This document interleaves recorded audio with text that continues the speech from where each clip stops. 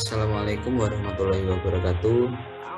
Sebelumnya, perkenalkan nama saya Afan Jauhar Permana dari Prodi Teknik Lingkungan Angkatan 2020 NIM 2019 1060 1063.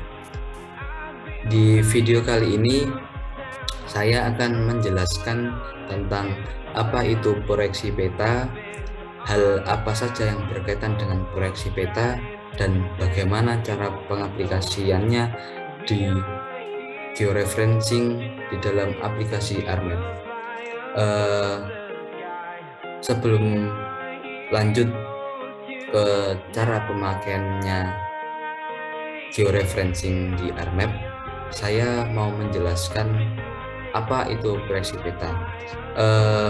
Proyeksi peta adalah cara memindahkan sistem paralel atau garis lintang dan meridian atau garis bujur berbentuk bola ke bidang datar atau peta. Hasil pemindahan dari globe ke bidang datar ini akan menjadi peta. Pemindahan dari globe ke bidang datar harus diusahakan akurat agar kesalahan diperkecil sampai tidak ada kesalahan.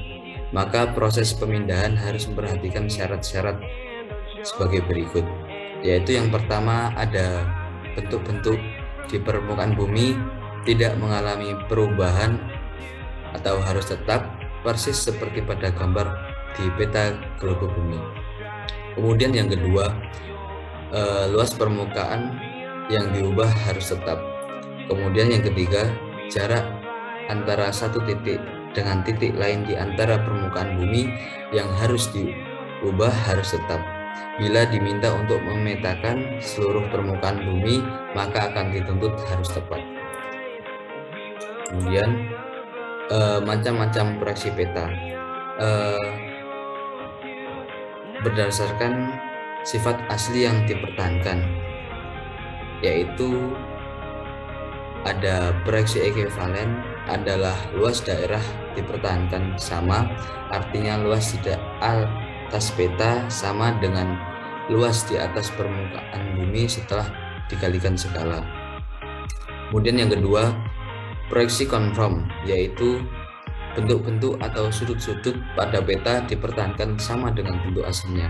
Kemudian yang ketiga, proyeksi ekuidistan, artinya jarak-jarak di peta sama dengan jarak di muka bumi setelah dikalikan skala.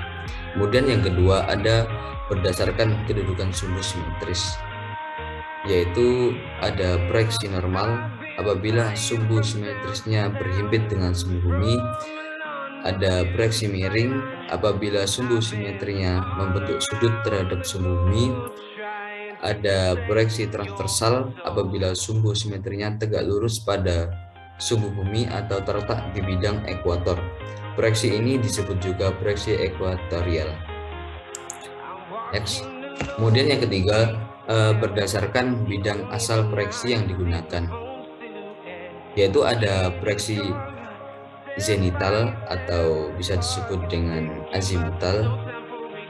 Mempunyai arti adalah proyeksi yang menggunakan bidang datar sebagai bidang proyeksinya. Proyeksi ini menyinggung bola bumi dan berpusat pada satu titik. Ciri-ciri proyeksi azimutal ini adalah yaitu garis-garis bujur sebagai garis lurus yang berpusat pada kutub. Kemudian garis lintang digambarkan dalam bentuk lingkaran yang konsentris mengelilingi kutub. Sudut antara garis bujur yang satu dengan lainnya pada peta besarnya sama. Kemudian yang terakhir, seluruh permukaan bumi jika digambarkan dengan proyeksi ini akan berbentuk lingkaran. Next. Untuk proyeksi azimutal sendiri dibedakan menjadi 3 macam, yaitu ada proyeksi azimut normal, yaitu bidang proyeksinya menyinggung kutub. Kemudian yang kedua, proyeksi azimut transversal, yaitu bidang proyeksinya tegak lurus dengan ekuator. Kemudian yang ketiga ada proyeksi azimut obliku, yang bidang proyeksinya menyinggung salah satu tempat antara kutub dan ekuator. Di samping ini ada contoh tiga macam proyeksi azimutal. Lanjut, kemudian ada proyeksi kerucut. Proyeksi kerucut yaitu pemindahan garis-garis meridian dan paralel dari suatu globe ke sebuah kerucut. Untuk proyeksi normalnya cocok untuk memproyeksikan daerah lintang tengah atau miring. Proyeksi ini memiliki paralel melingkar dengan meridian berbentuk jari-jari. Paralel berwujud garis lingkaran, sedangkan bujur berupa jari-jari. Untuk contoh gambarnya seperti pada PPT ini.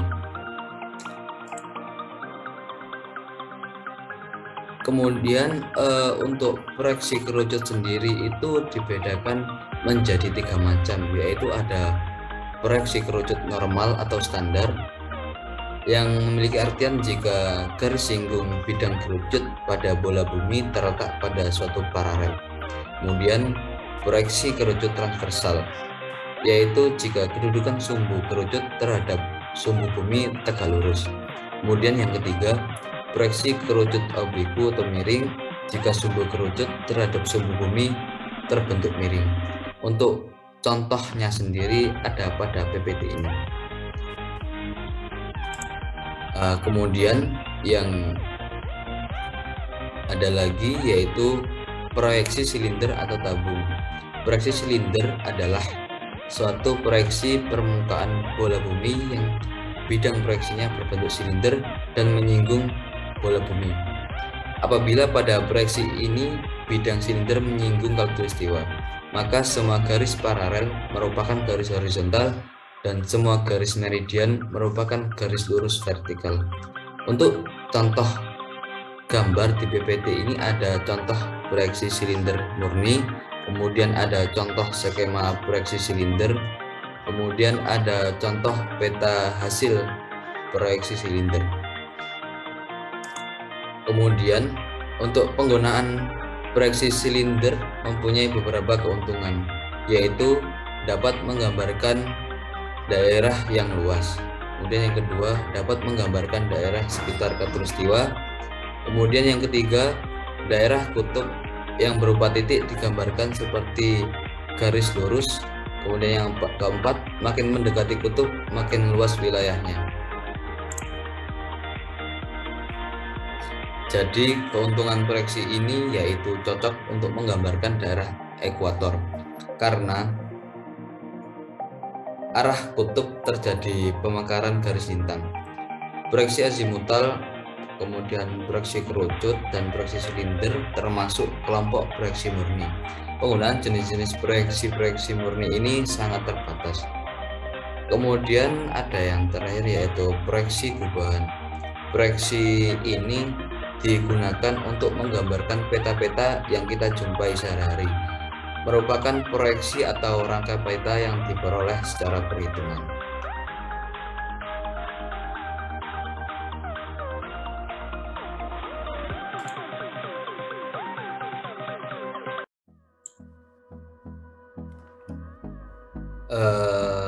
Kemudian lanjut di cara pengaplikasiannya di georeferencing pada aplikasi ARNet.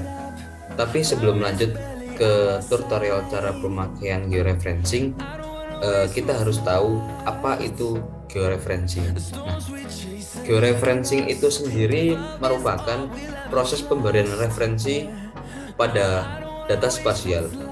Biasanya georeferencing dilakukan karena sebagian data spasial belum memiliki referensi geografis. Nah, proses georeferencing ini sendiri dilakukan terhadap data raster berupa citra satelit, peta scanning atau peta yang berfolder JPEG. Georeferencing ini biasa dikenal dengan koneksi geografik atau bisa disebut juga dengan retrifikasi. Nah, kemudian lanjut ke bagaimana cara pemakaian georeferencing ini sendiri. Nah, langkah awal yang harus kita ambil yaitu kita cari toolbar katalog. dan kita klik, kemudian kita cari nih file peta yang berfolder JPEG di folder connection. Nah, ini sudah saya konekkan ke folder connection petanya, kemudian diklik. Setelah kita klik, kita drag ke kiri. Setelah ini langkah selanjutnya yaitu kita cari menu bar view, kemudian kita klik.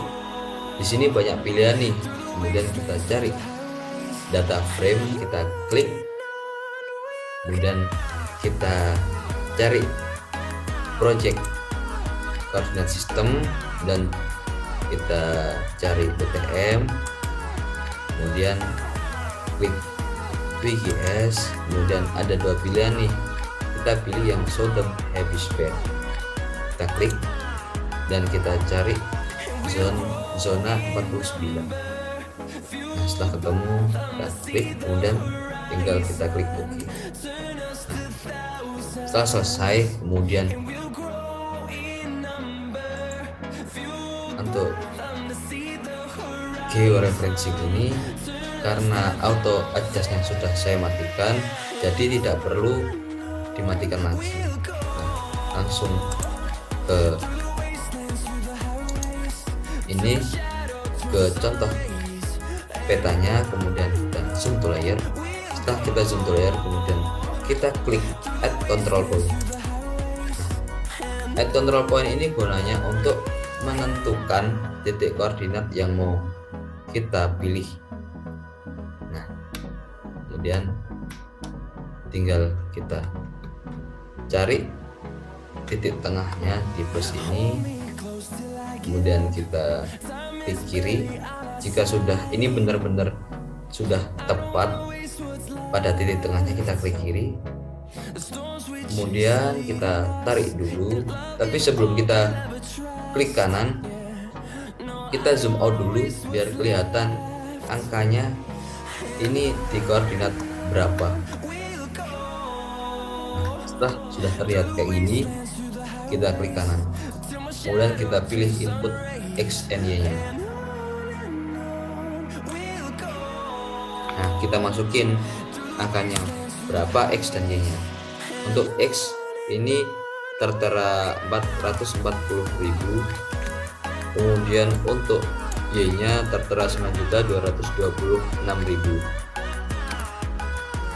Masukin, jika sudah kita klik OK. Nah, kemudian lanjut di titik kanan bawah kaca.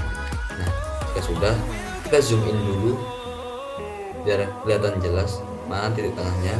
Jika sudah dirasa sudah di titik tengah, kita klik kiri dan kita tarik, kemudian kita zoom out biar kelihatan. Jika sudah kelihatan, tinggal kita klik kanan, kita input X and Y nya, kemudian kita masukin lagi angkanya.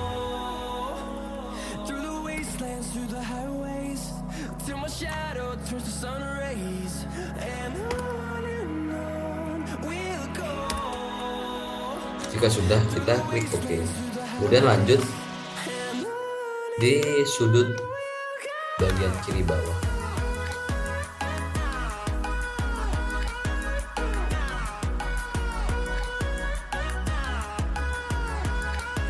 Nah, jika terjadi gangguan seperti ini, nggak kelihatan petanya, kita klik kanan bagian ini, kemudian kita zoom to layer. Kelihatan kan? Kemudian kita zoom in lagi.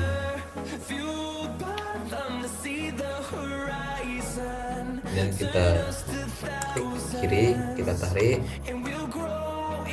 kemudian kita zoom out, dan kita klik kanan, input X and Y nya lagi, kemudian masukin lagi angkanya.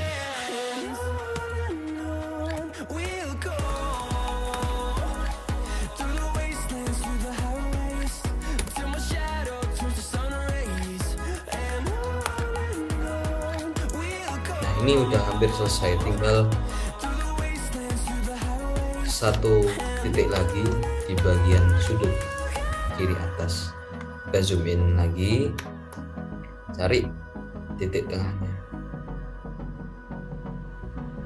Nah, sudah kita tarik lagi, kita zoom out, kita klik kanan, kemudian input X and Y, kemudian tinggal kita masukin lagi angkanya.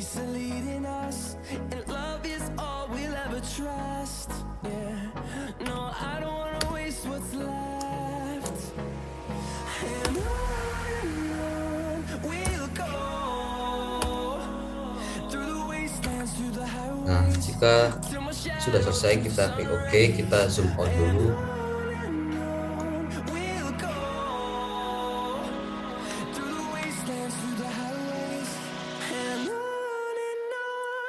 Nah, setelah selesai ini, kemudian kita pilih georeferencing, kemudian kita hidupin lagi auto adjustnya, kemudian kita klik bagian ini, kita zoom tolerant. Jika sudah seperti ini, kemudian kita pilih layout view, kemudian klik insert ke dynamic text, kemudian kita cari coordinate system, kemudian jika sudah ketemu kita klik. Nah, jika sudah muncul tinggal kita drag ke atas seperti ini. Nah, jadi proses pemakaian georeferencing itu seperti ini. Ini sudah selesai. Mungkin hanya ini yang bisa saya jelaskan mengenai georeferencing. Apabila ada kesalahan, saya mohon maaf yang sebesar-besarnya. Wassalamualaikum warahmatullahi wabarakatuh.